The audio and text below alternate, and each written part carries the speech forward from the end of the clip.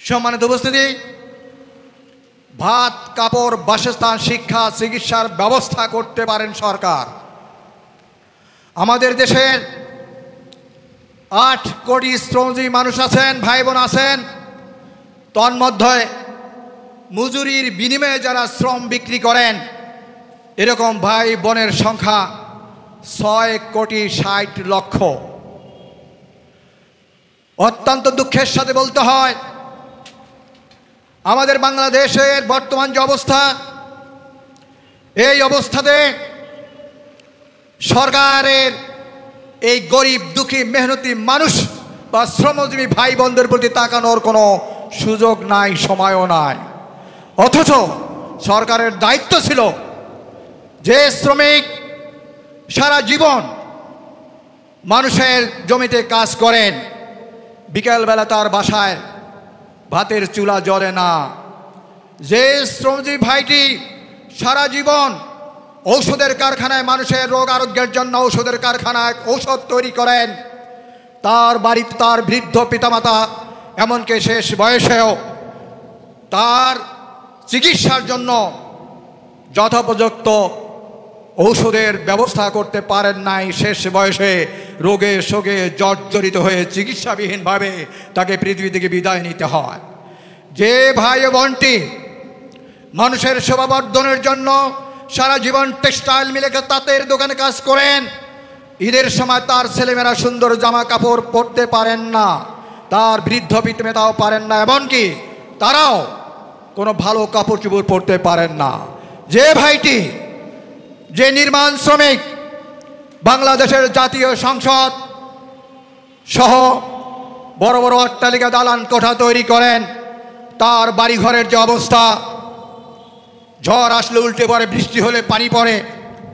যে শ্রমিক ভাইটি সারা জীবন কাগজের কারখানায় কাগজ তৈরি করেন, সেই ভাইটির ছেলেমেয়েরা লেখাপড়ার জন্য প্রয়োজনীয় কাগজ পেতে পারেন না। কারণ একটাই, যতক্ষণ পর্যন্ত বাংলাদেশে ইসলামী শ্রমনীতি বাস্তবায়ন না হবে ততক্ষণ পর্যন্ত শ্রমজীবী ভাই ও বোনদের দুঃখ দুর্দশার ভাগ্যের কোনো পরিবর্তন হবে না, বরং তাদের ভাগ্যের এটাই হবে যে তথই বছর আগে যেরকম ছিল এখনও সেরকমই আছে, ভবিষ্যতে সেরকমই থাকবে। আমরা কি এই অবস্থার পরিবর্তন চাই কি চাই না ভাইয়েরা আমার? যদি আমরা পরিবর্তন চাই, আসুন আমরা ইসলামী শ্রমনীতি বাস্তবায়ন করি।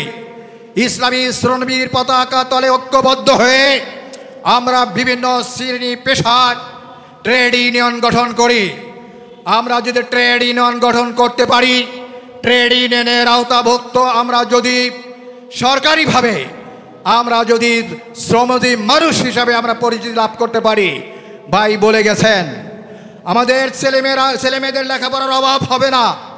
ছেলেমেয়েদের উচ্চ শিক্ষা করার জন্য আমরা শ্রম মন্ত্রণালয় থেকে অধিদপ্তর থেকে টাকা পাবো। আমারও অসুস্থ হয়ে পড়লে চিকিৎসার জন্য টাকা পাবো।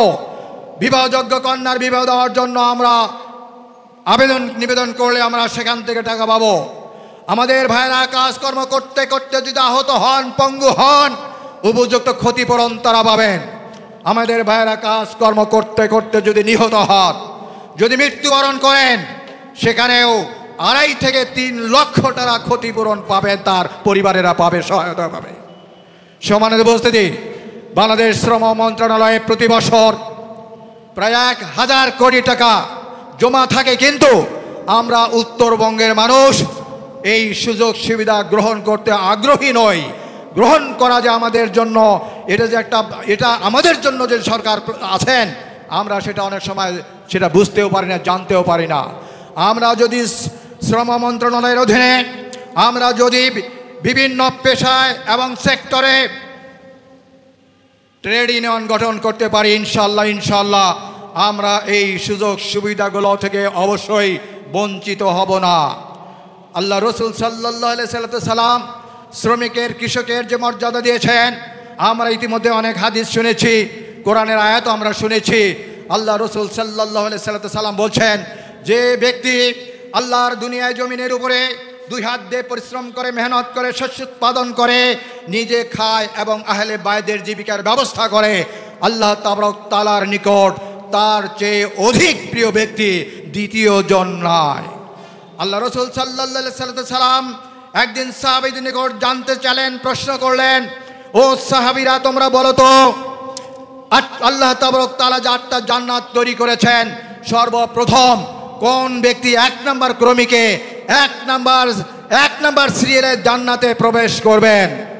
সাহাবীরা অনেক চিন্তা ভাবনা করে বললেন, এই প্রশ্নের জবাব আল্লাহ এবং আল্লাহ রসুলই ভালো জানেন। আল্লাহ রসুল বললেন, সর্বপ্রথম সেই গরিব দুঃখী মুহাজির জান্নাতে প্রবেশ করবেন, 1 নম্বর ক্রমিকে পদক্ষেপ ফেলবেন জান্নাতে, যিনি সারা জীবন দুঃখ কষ্টে জীবন অতিবাহিত করেছেন এবং সারা জীবন তার মনের বাসনা কখনো পূরণ করতে পারেননি, মনের বাসনা মনে নিয়েই মৃত্যুবরণ করেছেন, তবুও মুহূর্তের জন্য আল্লাহ রসুলের কথা ভুলেন নাই, আল্লাহ রসুলের নীতির বহির্ভূত কোনো কাজ করেন নাই, সেই ব্যক্তি সর্বপ্রথম জান্নাতে দাখিল হবেন। আমার দৃঢ় বিশ্বাস, আমি সেই জান্নাতি মানুষগুলোর সম্মুখে কথা বলছি। সম্মানিত উপস্থিতি, আল্লাহ রসুল আরও বলেছেন, ধনী মানুষগুলোর চেয়ে 500 বছর আগে গরিব মানুষগুলো জান্নাতে যাবে। আল্লাহ রসুলও প্রার্থনা করছেন, রব্বুল আলামিন তুমি এই শ্রমজীবী ভাই ও বোনদের মাঝে আমাকে উঠা বসার সুযোগ দিও এবং তাদের সাথেই আমাকে জান্নাতে হাসর নাসর করিও। সম্মানিত উপস্থিতি, বিনীতভাবে বলতে চাই, আমাদের কুড়িগ্রাম জেলার নদী বেষ্টিত 16টি নদী দ্বারা আক্রান্ত বলি, আর যেটাই বলি 16টি নদী বেষ্টিত এই কুড়িগ্রাম জেলা, এবং প্রায় 452টি ছোট বড় চর রয়েছে। চরের মানুষ রাষ্ট্রীয় কোনো সুযোগ সুবিধা ভোগ করতে জানে না, শেখে না, তারা বুঝতেও পারে নাই। প্রায় 27% মানুষ চিকিৎসাবিহীনভাবে, ডাক্তারের কোনো কনসাল্ট ছাড়াই তারা মৃত্যুবরণ করে রোগ নিয়ে। 8% মা বোনেরা চিকিৎসাবিহীনভাবে তারা মৃত্যুবরণ করে।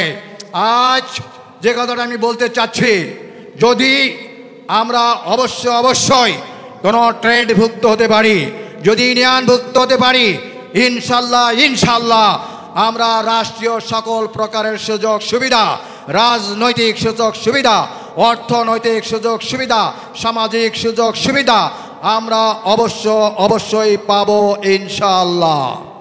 সম্মানিত ভাই বন্ধুরা, আপনারা জানেন বাংলাদেশ স্বাধীন হওয়ার 53 বছর চলে যায়, এদেশের সুখ শান্তি আমরা পাইনি, পেয়েছি।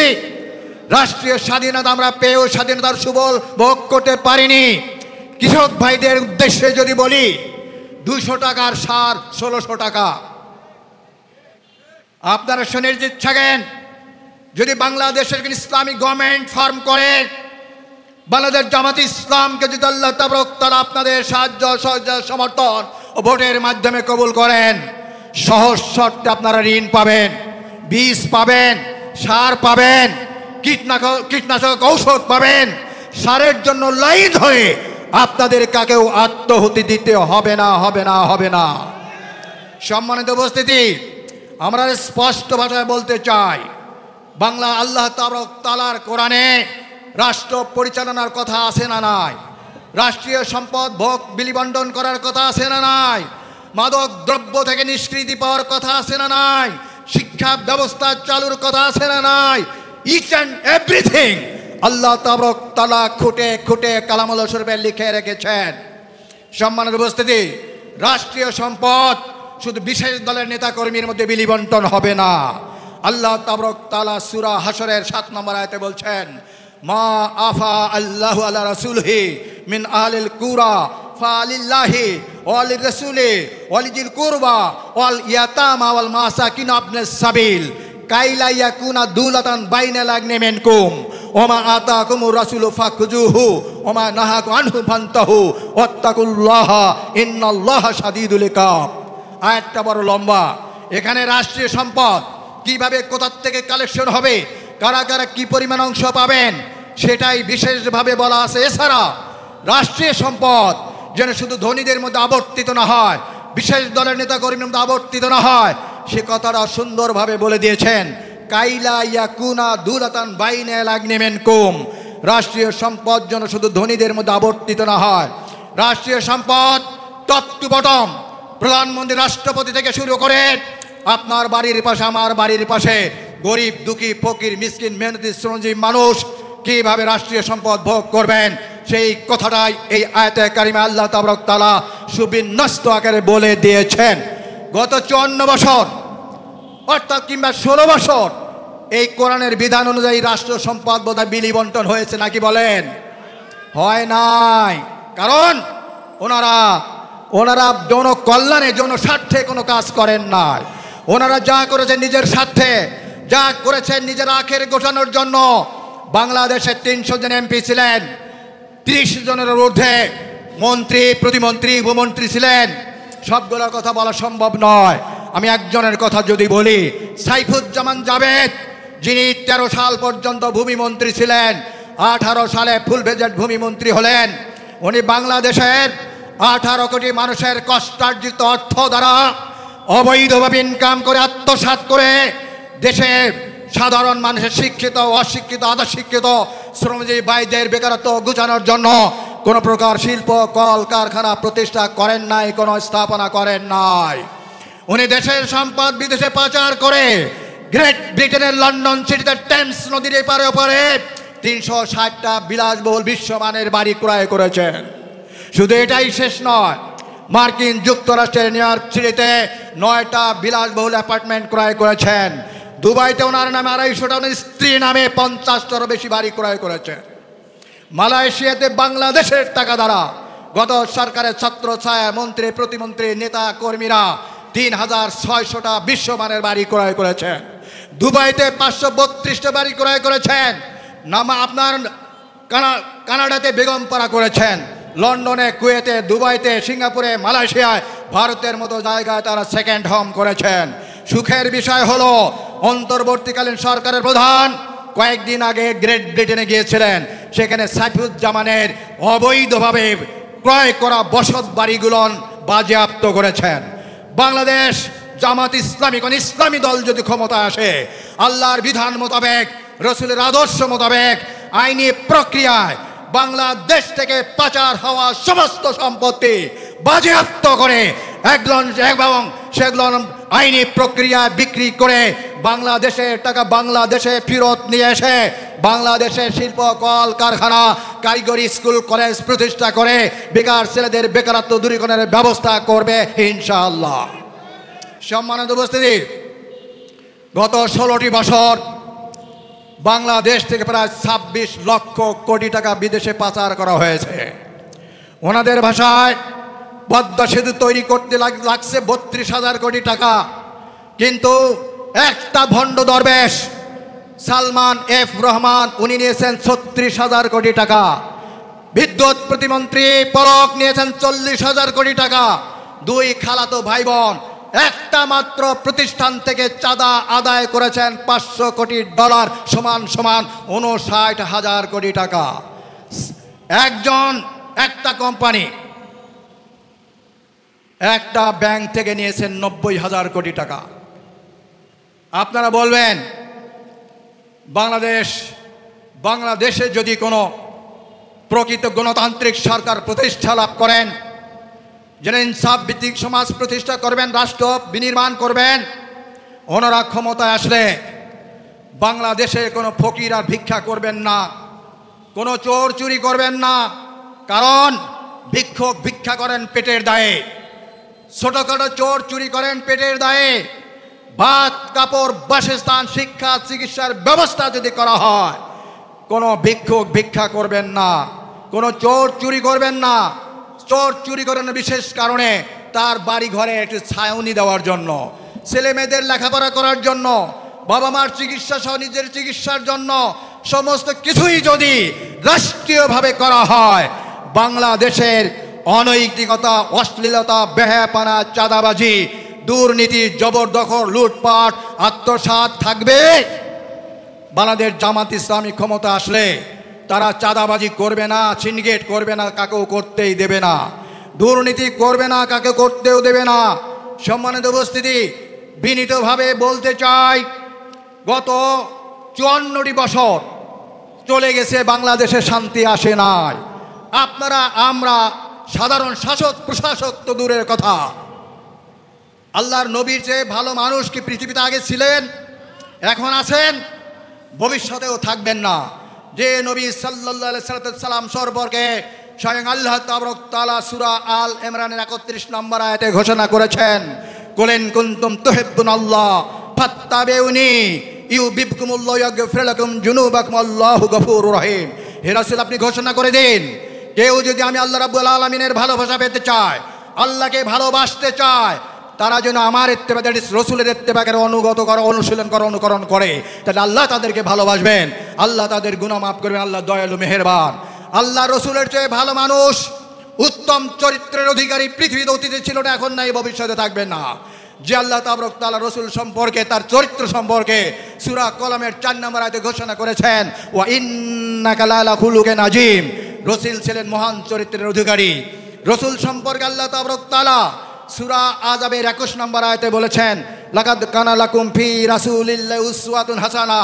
রসুলের জীবনে তোমাদের জন্য উত্তম আদর্শ রয়েছে, উত্তম আদর্শ আছে।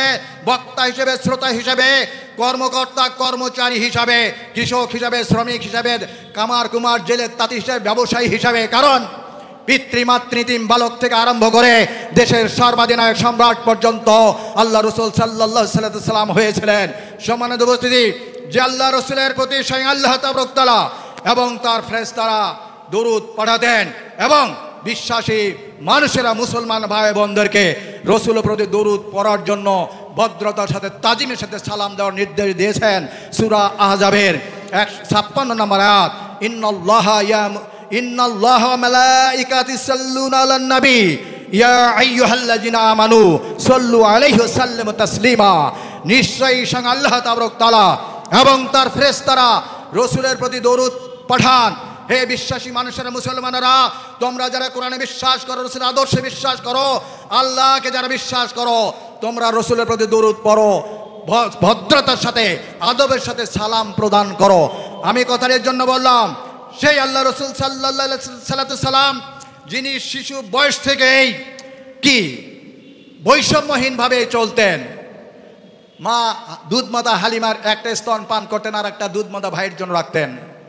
যিনি ছোট থেকে বৈষম্য করেন নাই, সুবিচার করেছেন। সম্মানিত ভাইরা, শিশু বয়স থেকেই, বুঝমান হওয়ার পর থেকেই যে নবী মুহাম্মদ রাসূলুল্লাহ সাল্লাল্লাহু আলাইহি সাল্লামের সালাম সমাজ থেকে, পরিবার থেকে, রাষ্ট্র থেকে অন্য অত্যাচার, অবিচার, অনাচার সব কিছু দুর্বৃত্ত করতে চেয়েছিলেন। ১৭ বছর বয়সে হিলফুল ফুজল শান্তি সংঘ তৈরি করেছিলেন। শান্তি আসে নাই। ৪০ বছর বয়সে নবুয়ত প্রাপ্ত হয়েছেন। নবুয়ত প্রাপ্তির পরেও ১৩টি বছর মক্কা নগরীতে ছিলেন। ৪০ বছর আর ১৩ বছর কত বছর হয়? ৫৩ বছর। ৫৩ বছর বয়সে মহান আল্লাহ তাবারক তাআলা হয়তোবা শিক্ষা দেওয়ার জন্যই খোদ মক্কা নগরীতেই শান্তি প্রতিষ্ঠা করেন নাই। খোদ মক্কা নগরীতেই শান্তি প্রতিষ্ঠা তো দূরের কথা, নদর বৈঠকে চূড়ান্ত সিদ্ধান্ত নিয়েছিল কুরাইশরা, কাফেরা, যে আল্লাহ রসুলকে পৃথিবী থেকে বিদায় করে দিতে হবে। আল্লাহ রসুল সাল্লাল্লাহু আলাইহি সাল্লাম আল্লাহর নির্দেশে ৬২২ খ্রিস্টাব্দে ৫৩ বছরের পর ৫৪ বছর বয়সে মদিনায় গেলেন, ইসলামী স্টেট করলেন। ইসলামী স্টেটের প্রধান হলেন, রাষ্ট্রপতি হলেন, প্রধানমন্ত্রী হলেন। আল্লাহর ফরমানগুলো, আল্লাহর বিধানগুলো রাষ্ট্রীয় ফরমানে সামাজিকভাবে বাস্তবে প্রয়োগের সক্ষমতা অর্জন করলেন। মাত্র অল্প কয়েক বছরের মধ্যেই মক্কা থেকে যাওয়া মুহাজির ভাই এবং মদিনায় থাকা আনসার ভাইদের সার্বিক সাহায্য সহযোগিতার সমর্থনে অল্প অতি কয়েক বছরের মধ্যেই গোটা মদিনা নগরীতেই নয়, মক্কা নগরীতেই নয়, গোটা আরবেই শুধু নয়, সারা বিশ্বে আল্লাহ তাবারক তাআলা নবী মুহাম্মদুর রাসূলুল্লাহ সাল্লাল্লাহু আলাইহি সাল্লামকে যে রহমত হিসেবে পাঠিয়েছিলেন, বাস্তবে সেটা দেখিয়ে দিয়ে ঘোষণা করলেন সূরা আম্বিয়ার ১০৭ নম্বর আয়াতে, ওয়ামা আরসালনাকা ইল্লা রাহমাতাল লিল আলামিন। সমানে বুঝতে কথাটা এই জন্য বললাম, কাকতালীয়ভাবে হলেও আমাদের বাংলাদেশের স্বাধীনতার কতটা বছর চলে গেছে? ৫৩ বছর। আমরা কত বছর বয়সে পদার্পণ করেছি? ৫৪ বছর। যদি আপনাদের সাহায্য সহযোগিতার সমর্থন থাকে, ইনশাল্লাহ কোন ইসলামী দল, বাংলাদেশ জামাত ইসলাম যদি ক্ষমতায় আসে, অতি অল্প কয়েক বছরের মধ্যেই ইনসাফ ভিত্তিক সমাজ প্রতিষ্ঠার মাধ্যমে বৈষম্য দূর করে সুখী সমৃদ্ধিশালী বাংলাদেশ গড়তে সক্ষম হবেন, সক্ষমতা অর্জন করতে পারবেন। সম্মানিত ভাই বন্ধুরা, আমাদের ভাইরা বলে গেছেন, আতাউর ভাই বলে গেছেন, বাংলাদেশে আমি একজন মন্ত্রীর কথা বলেছি, উনি বাংলাদেশের 18 কোটি মানুষের কষ্টার্জিত অর্থ অবৈধভাবে ইনকাম করে আত্মসাৎ করে বিদেশের ভূমিতে প্রায় 700 বাড়ির মালিক হয়েছেন। আমাদের দেশে সেই নেতৃত্বের প্রয়োজন, যিনি হবেন প্রথম খলিফা আবু বকর রাদিয়াল্লাহু তাআলা আনহুর মতো, যিনি 3.5 বছর খেলাফতের দায়িত্ব পালন শেষে মাত্র 6000 দিরহাম বাইতুল মাল থেকে নিয়েছিলেন, সেটাও মৃত্যুর উপরে আম্মাজান আয়েশা রাদিয়াল্লাহু তাআলা আনহাকে ওসিয়ত করে গেছেন, আম্মাজান সামনের জমিটা বিক্রি করে দিয়ে এই 6000 দিরহাম বাইতুল মালে জমা দিয়ে দিও। আমাদের দেশে সেই নেতৃত্বের প্রয়োজন, যিনি হবেন ফারুকে আজম উমর রাদিয়াল্লাহু তাআলা আনহুর মতো, যিনি অর্ধেক পৃথিবীর খিলাফতের দায়িত্ব পাওয়ার পরেও সারাদিন খিলাফতের দায়িত্ব পালন শেষে রাত্রিতে নফল ইবাদত বন্দেগী তসবিহ তাহলিল করার পর নিজের পিঠে আটার বস্তা নিয়ে প্রত্যন্ত অঞ্চলে ঘুরে ঘুরে গরিব দুঃখী ফকির মিসকিন মেহনতি শ্রমজীবী মানুষের দুঃখ দুর্দশা নিজের চোখে দেখতেন এবং নিজের হাতেই সেটা লাঘব করতেন। পারবো তো আমরা সেই রকম নেতৃত্ব নিয়ে আসতে? কারা কারা পারবেন? 2 হাত তোলার লাগি যারা। নারে তাকবীর। সম্মানিত উপস্থিতি, আমরা শ্রমিক কল্যাণ ফেডারেশনের মানুষ, আমি প্রথমে বলেছি আমাদের স্লোগান হলো দুনিয়ায় কল্যাণ, আখিরাতের কল্যাণ। আমরা যদি কল্যাণকর কাজ করি, আল্লাহ তাবারক তাআলার ঘোষণা সূরা আল ইমরান 110 নম্বর আয়াতে বলছেন, কুনতুম খায়রা উম্মাতি উখরিজাত লিন-নাস, তোমরাই শ্রেষ্ঠ জাতি, তোমাদের পাঠানো হয়েছে মানব জাতির কল্যাণ সাধনের জন্য। কৃষক ভাইরা কল্যাণকর কাজ করেন না অকল্যাণকর কাজ করেন? আপনারা উৎপাদন করেন জন্যই আমরা যারা সরকারি কর্মকর্তা কর্মচারী আছি চিকন চালের ভাত খাই। আপনারা সবজি উৎপাদন করেন জন্যই আমরা শাক সবজি, টাটকা শাক সবজি ফরমালিনবিহীনভাবে আমরা বাজার থেকে ক্রয় করে খাই। আপনারা পশুপালন করেন জন্যই কৃষক ভাইরা আমরা দুধ, সবচেয়ে পুষ্টিকর খাবার দুধ পাই। আপনারা কৃষিজীবী ভাইরা আপনারা বিভিন্ন সেক্টরে কাজ করেন জন্যই আমরা সুন্দর সুন্দর জামা কাপড়, আমরা বিভিন্ন ধরনের ঔষধপত্র এবং সমস্ত নিত্য প্রয়োজনীয় দ্রব্যাদিগুলো আমরা পেতে পারি।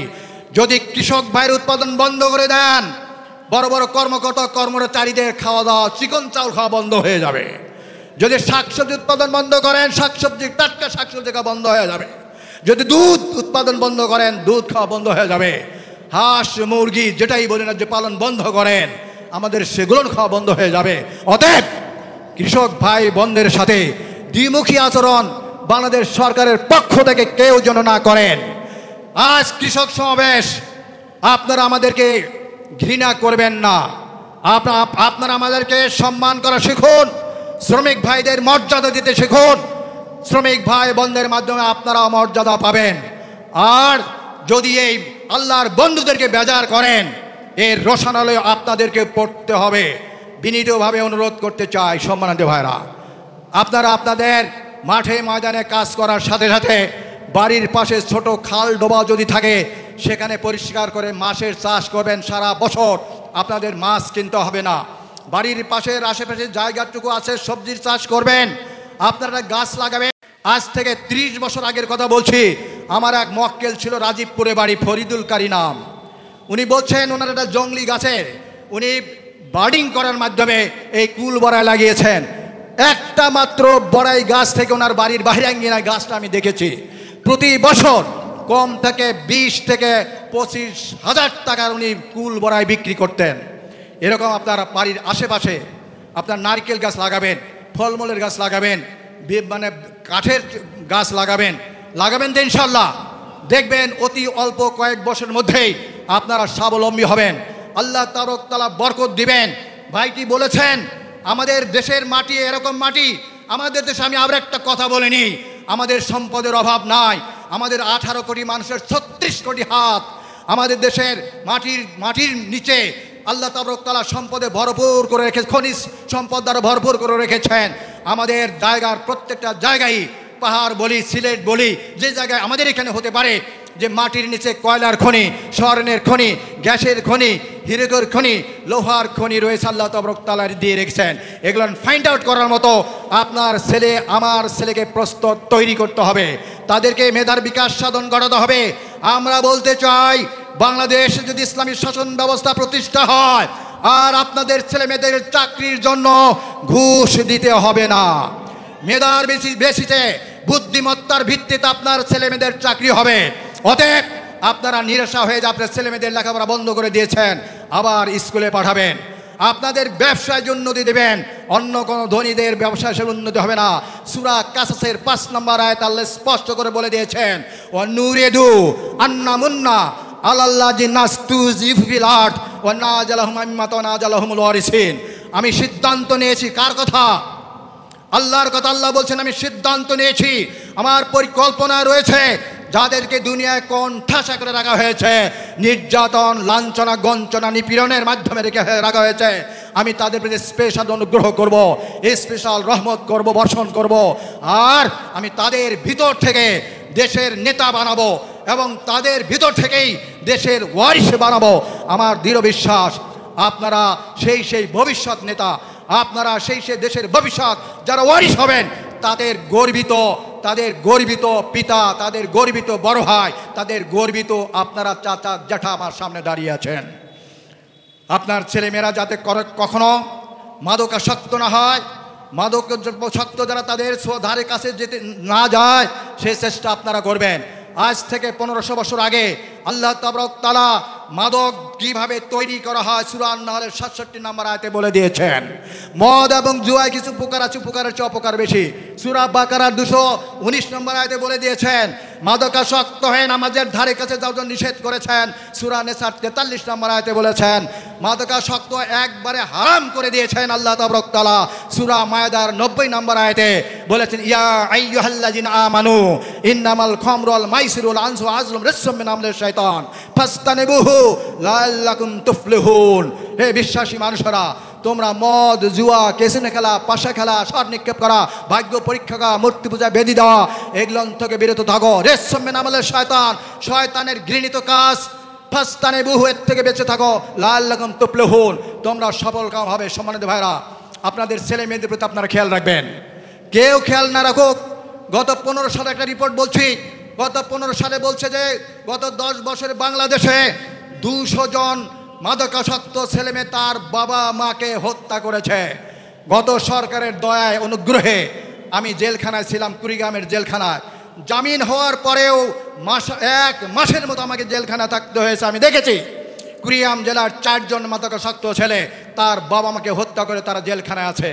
আর যাতে করে কোনো বাবা মাকে তার মাদকাসক্ত ছেলে মেয়েদের দ্বারা আহত, নিহত, হত্যা, গুম হতে না হয়, এই জন্য আপনারা সদা সর্বদা সজাগ থাকবেন, সচেতন থাকবেন। সম্মানিত ভাইরা, অনেক কথাই বললাম, সবশেষে একটা কথা বলতে চাই। যেহেতু আল্লাহ রসুলের জীবনেও ৫৩ বছর বয়সেও মক্কা নগরীতে আরবে শান্তি আসে নাই, আল্লাহর বিধান বাস্তবায়ন ছিল না জন্য। আমাদের দেশের ৫৪ বছরেও এদেশের শান্তি আসে না, কারণ একটাই, আল্লাহর বিধান, রসুলের আদর্শ বাস্তবায়িত হয় নাই। আগামীতে আসুন, আল্লাহর বিধান যাতে করে বাস্তবায়িত হয়, এদেশের ১৮ কোটি মানুষ যেন সুখ, শান্তি, সমৃদ্ধিতে এবং কল্যাণকর জীবনযাপনে অভ্যস্ত হয়, থাকতে পারে। এই জন্য আমরা প্রতিশ্রুতিবদ্ধ হই, যতক্ষণ পর্যন্ত আল্লাহর উলিয়াতকে স্বীকার করা হবে না, আল্লাহর কোরআনকে সংবিধান হিসেবে মানা হবে না, আল্লাহ রসুলের আদর্শকে, আল্লাহ রসুলকে আদর্শ নেতা মানা হবে না, ততক্ষণ পর্যন্ত আমরা সাহাবী আজমাইনের অনুকরণে কাঁধে কাঁধ মিলিয়ে দাওয়াতি কাজ করি। আমরা কাঁধে কাঁধ মিলিয়ে দাওয়াতি কাজ করবো যে জায়গায় এখনও দাওয়াত পৌঁছানো সম্ভব হয় নাই, যে ভাইটির নিকট, বোনের নিকট, মায়ের নিকট, বাবার নিকট, চাচার নিকট, জ্যাঠার নিকট, প্রতিবেশীর নিকট, বন্ধুর নিকট, কলিগের নিকট দাওয়াত পৌঁছানো সম্ভব হয় নাই, সেখানে দাওয়াত পৌঁছায়। আমরা দাওয়াত পৌঁছাবো প্রত্যেকটা ব্যক্তির নিকট, প্রত্যেকটা পরিবারে, সমাজে, ইউনিটি, ওয়ার্ডে, মৌজায়, ইউনিয়ন, উপজেলায়, জেলায়, বাংলাদেশের সর্বোচ্চ ফোরাম জাতীয় সংসদে আল্লাহর বিধান, রসুলের আদর্শ কায়েমের আপ্রাণ প্রচেষ্টা ডাইরেক্ট, ইনডাইরেক্ট, আমৃত্যু পর্যন্ত চালিয়ে যায়। আল্লাহ তাবারক তাআলা আমাদের তৌফিক দান করেন। আমি সব শেষে আপনাদের দোয়া চেয়ে আমার কথা শেষ করছি। আসসালামু আলাইকুম ওয়া রাহমাতুল্লাহি ওয়া বারাকাতুহু। অমুসলিম ভাইদের প্রতি আদাব ও শুভেচ্ছা।